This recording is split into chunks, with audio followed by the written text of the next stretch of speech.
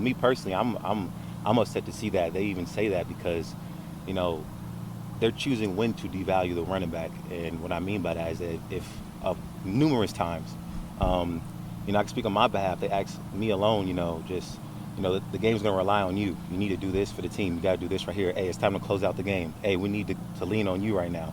And that happens in a lot of places, like Cleveland, you could say, Tennessee, even with the Niners, there's numerous teams where this happens at. There's a lot of times where, the running back is utilized a lot in the pass protection game too. That's not a stat that they're going to put. Neither is not a stat that they want to say. If we're not running the ball, we're blocking. If we're not blocking, we're running the route. We're always doing something, only time when they choose to say that it's devalued is when it's time to pay the running back, So they're really choosing when to say to devalue the position. It's not devalued at all. They just don't want to pay a running back. Sorry. They just want to pay a running back. For us to see that, and 17 games they're asking us to do this and this and this, it's not once did we say, I thought the running back don't matter though. Why you asking me to do this? Ask the blah blah blah do this or this and that. We don't once say that. Our job is to do that. So we know that's our job, and and we run to that.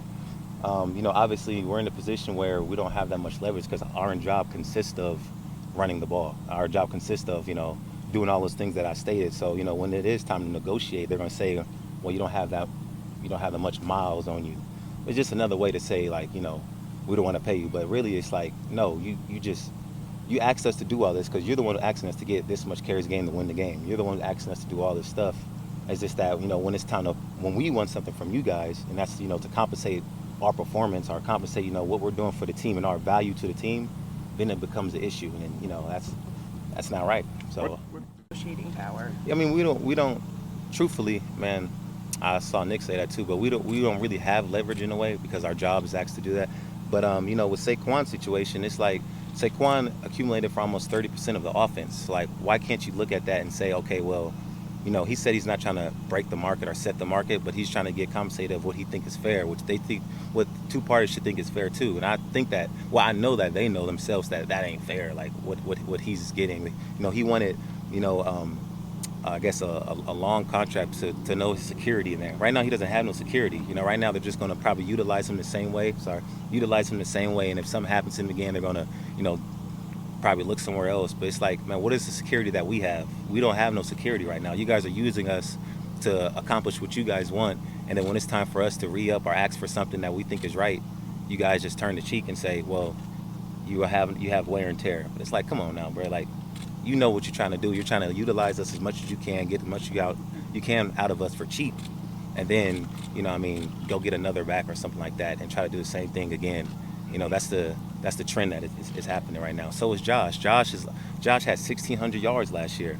They're asking him to get the ball however many times a game. He done closed games away too. Josh and Saquon are some guys that you should obviously have no problem with having a security or a long-term contract with them. Why is it such an issue with them if they're performing like that and you guys are asking them to do so much for the team? It's like, what is it that I don't know, like.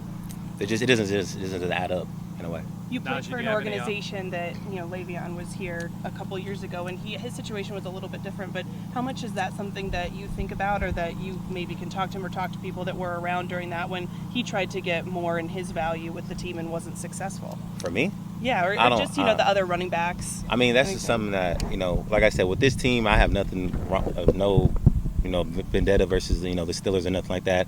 I really like this organization. When it's my time to talk about that, I will. But right now, I'm just speaking on behalf of just all running backs. I really don't want to just go any further with that question. Thank you for checking out this content from Post-Gazette Sports. If you liked the video, please like it and subscribe to our YouTube channel. If you enjoyed it on Apple Podcasts, please rate us 5 stars on Apple Podcasts. For 6 months of digital access to post-gazette.com for just $6, click the link down in the description.